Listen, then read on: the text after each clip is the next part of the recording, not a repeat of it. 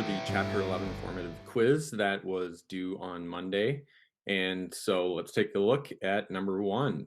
What does it mean when we say that simple harmonic motion is periodic? The word periodic means that it's something that repeats. So the motion repeats. It does not ask what the definition of simple harmonic motion is, and some of you answered with that. Some of you said it's an example of repeating motion in which the restoring force and the displacement are opposite. That is true. That's not what this question is asking, though. What it's asking is, what does periodic mean? And again, think of what the periodic table is. It's a repeating pattern of properties as you go down row by row. Or what is a periodical? It's a magazine that comes once a week or once a month or something like that. So number 1, what does it mean when we say that motion is periodic? It means the motion repeats. All right, number 2, simple harmonic motion is the result of a force that is always trying to push the object back toward its starting point. What is that force called? That is called the restoring force. Again, that is in your notes. We talked about that prior to leaving. Man, why can't I type? Okay, there we go. All right, number 3. Where is the mass on the end of a spring moving fastest? Here at max compression, it's moving the slowest. There is no velocity. It's changing direction. It's going, to the left, and now it's going to go back to the right. It's going to keep increasing that velocity. The force is going to keep pushing it and accelerating it. At this point, it's going to be going its fastest, which is the equilibrium position. That's a position it will come to once it's done, once it stops moving. It'll go back and forth and eventually stop, but that's where it's going to stop.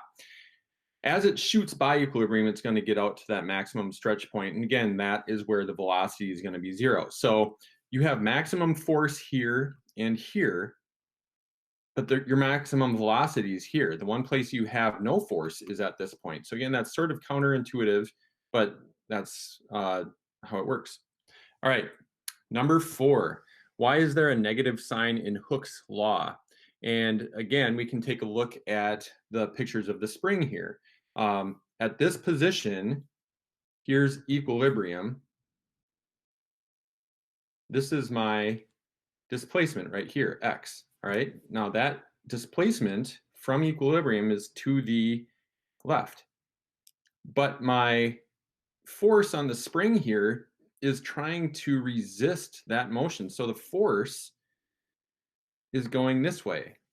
All right, now at the bottom here, the displacement is to the right, but the spring is trying to pull it back to the left. So notice that the force and the displacement, no matter where you are in opposite directions. And so in the equation, if I have F equals negative kx, that negative sign is taking into the account that x is going to be negative or f is going to be negative. And then if we're solving for k, rearrange here, I go k equals f over x.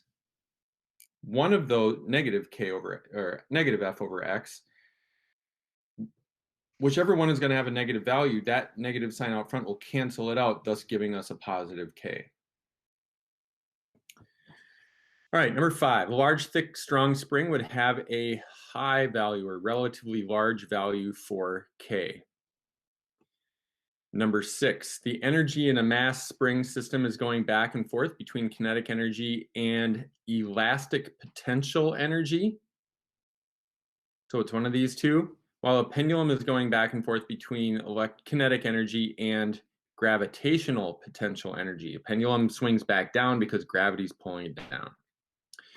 All right, number 7, period and frequency are reciprocals. That is true.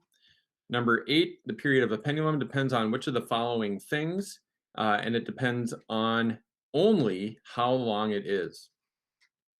Number 9, what does it mean to say that mechanical waves require a medium to travel? It means that a mechanical wave can't travel through nothingness, the nothingness of empty space. So if you have a mechanical wave, it has to go through the ground like a seismic wave would, through water like a water wave, through the air like a sound wave or a shock wave. there are particles that are going to move either up or down or side to side. But if those particles weren't there, none of that energy could transfer. So again, you can't go and scream in space. I mean, you can make the motion with the muscles in your throat, but no sound will come out. Mechanical waves need matter to travel through, basically.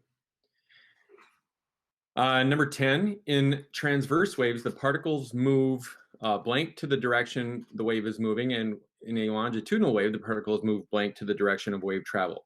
Transverse waves, that means we have a perpendicular movement to the direction the wave is moving. Longitudinal means they are moving parallel. Number 11, describe how you'd measure the wavelength of something like a water wave. There were lots of different answers for this one, but basically what you could do is you could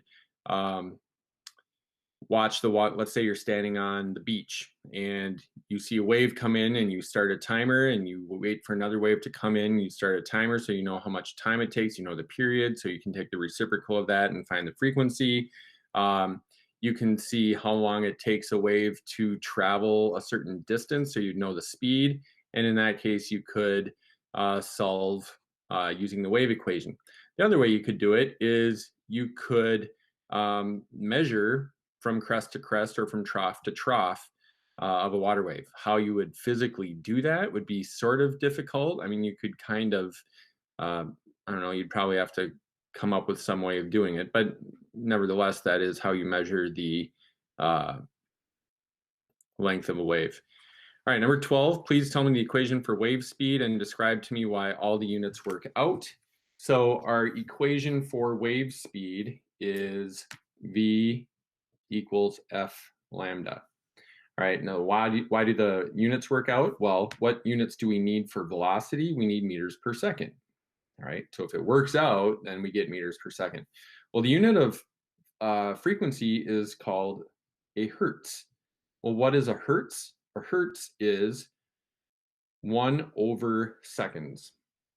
It could be cycles per second, rotations per second, events per second, whatever.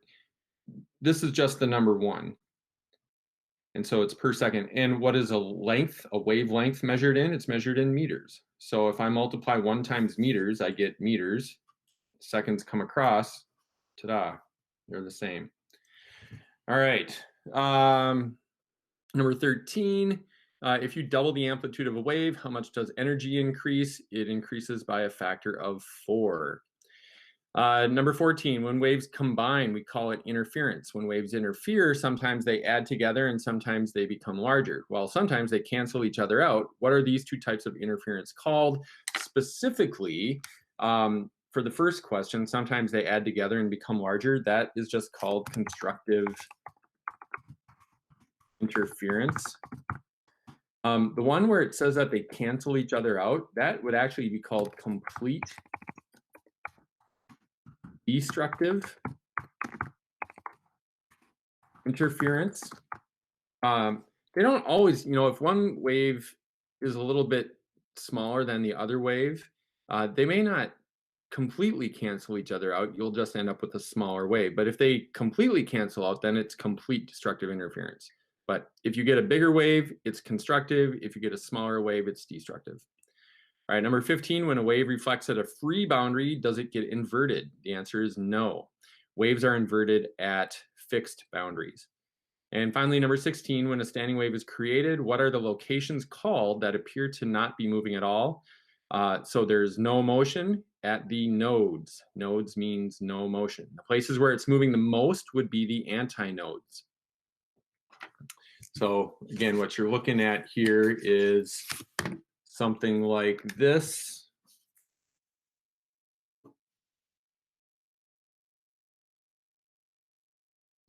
You've got a wave moving there, and then it reflects back, but the wave just keeps going. I mean, basically you see this shape. So this would have a node here, a node here, a node here, a node here, and a node here. 5 places where there's no motion. These places would be the antinodes where it moves the most.